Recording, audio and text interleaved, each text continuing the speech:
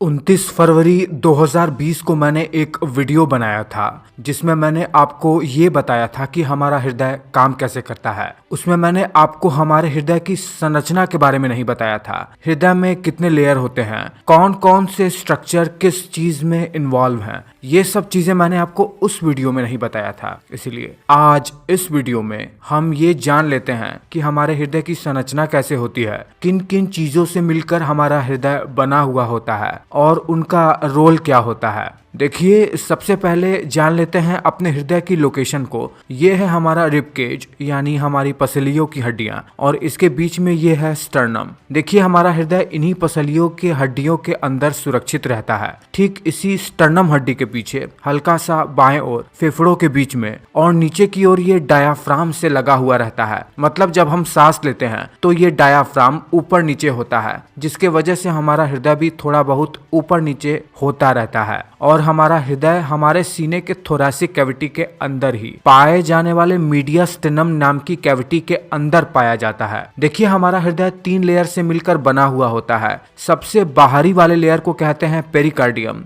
बीच वाले सबसे मोटी लेयर को कहते हैं, जो कि मसल से बनी हुई होती है, उसे कहते हैं मायोकार्डियम, और सबसे अंदर वाली लेयर होती है एंडोकार्डियम। चलिए एक एक करके सबके बारे में जानते हैं। सबसे पहले बात कर लेते हैं हमारे हार्ट का सबसे बाहरी लेयर पेरिकार्डियम के बारे में, जो कि हमारे हृदय को बाहर से एनवेलप किया रहता है, एक सैक लाइक स्ट्रक्चर, बैग की तरह, जिसके अंदर ही हार्ट रखा हुआ होता है। ऐसा समझ लीजिए आप। ये लगभग 2 mm का होता है और इसमें 2 लेयर होती है। बाहर वाली पेरिकार्डियम लेयर फाइब्रस लेयर से मिलकर बनी हुई होती है, जिसे फाइब्रस पेरिकार्डियम कहते हैं, और इसमें मेनली फाइब्रोब्लास्ट सेल होती है। इसका काम ये होता है कि ये हृदय को एक स्थान पर स्थित रखे रहता है। मतलब हृदय अपने मैक्सिमम लिमिट से ज्यादा एक्सपेंड नहीं हो पाता है, और ये हृदय को इन्फेक्शन से बचाता भी है। वही दूसरी पेरिकार्डियम की लेयर सीरस मेम्ब्रेन की होती है, और ये सीरस मेम्ब्रेन की पेरिकार्डियम की लेयर भी 2 लेयर में बटी हुई होती है। एक होता है हृदय से लगा हुआ ये विसरल पेरिकार्डियम, और दूसरा है ये पैराइटल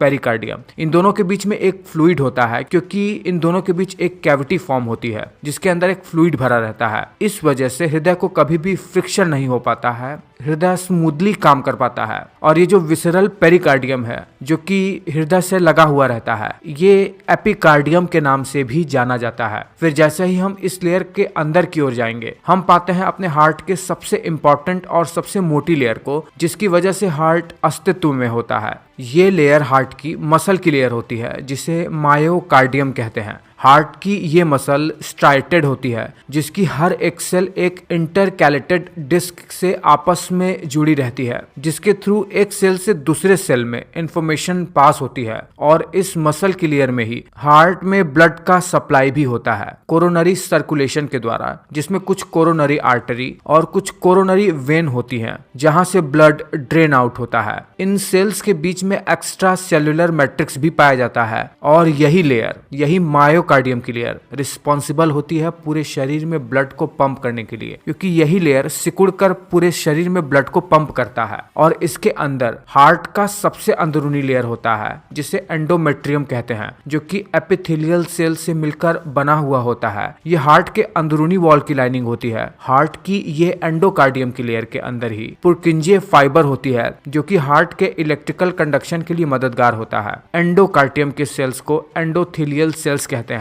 एक बार इसके कुछ स्पेशल फीचर्स के बारे में बात कर लेते हैं, इससे जुड़े हुए भागों के बारे में। जैसा कि आप देख पा रहे होंगे, हमारे हृदय की संरचना कैसे होती है। इसमें 4 चैम्बर्स होते हैं, ऊपर के 2 एट्रियम, नीचे के 2 वेंट्रिकल्स, वही वेंट्रिकल्स जहां से ब्लड फिल होकर एओर्टा के थ्रू पूरे शरीर भर में फैल जाता है, और पल्मोनरी आर्टरी के थ्रू ब्लड फेफड़े में जाता है ऑक्सीजन लेने के लिए। इस पर मैंने वीडियो बना रखा है, आप वो वीडियो जरूर देखना। बीच में ये सेप्टम होता है, जो वेंट्रिकल्स को 2 भागों में बांटता है। ये महाधमनी आर्टा होती है, ये पल्मोनरी आर्टरी होती है, ये पल्मोनरी वेन होता है, जहां से फेफड़ों से खून हृदय में आता है, ऑक्सीजन रिच खून। और ये है सुपीरियर और इंफीरियर वेना केवा, जहां से डीऑक्सीजनेटेड ब्लड शरीर के बाकी हिस्सों से हृदय की तरफ आता है। मैं उम्मीद कर रहा हूं कि एक बहुत ही छोटे से वीडियो में बहुत सारी जानकारी दे पाने में मैं सक्षम हो पाया हूं। अगर ऐसा है तो आप वीडियो को लाइक जरूर करना।